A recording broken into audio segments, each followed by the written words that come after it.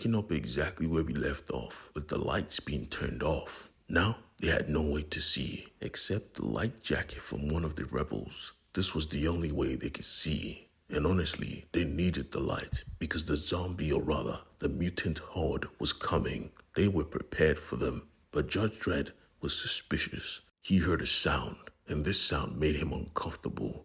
Can you hear that? Everyone was focused on the doorway, failing to grasp that these people were mutants. They could come in from anywhere, which is exactly why they came in from the roof. The bloodshed began, and it was instant. People dropped as the android reverend or imam or sensei preached in the background. They were dying. The mutants were here. Their savagery was unmatched. Except from Dredd, because Dredd was fighting like a madman. He was dropping them left and right, and he was the only one that was smart enough to say, "Run. Let's leave this place now. We cannot hold it. They are too much." It was sound advice, and they all ran. He remembered to toss in a grenade like, "Eat this." As they stepped down the steps, they had nowhere to go, but the mayor knew this place like the back of his hand. He knew exactly where they needed to go. This was Patrick Swayze block. The mega cities were big, and so was this block. It was like a whole town. They had a mall, and that is where he took everyone, because the mall had separate lighting. The mall had his own generator. We see a brief flashback into the past. This place used to be bright.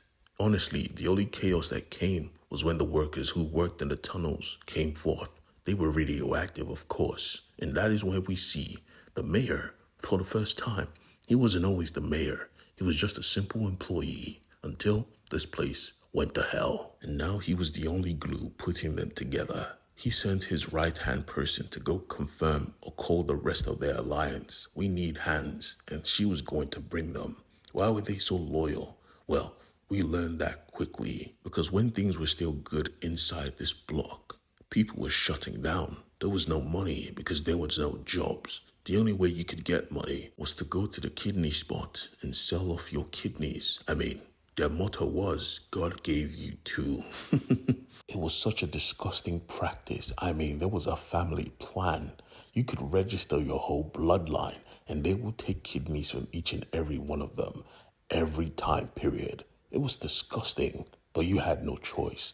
This was the only way you could feed. Back in the present though, the judges were trying to secure this area. They needed hands, and from the corner of his eyes, he saw the hands, people willing to fight for this place. And honestly, he was thankful for it. They were not here for him though. They were here for the mayor.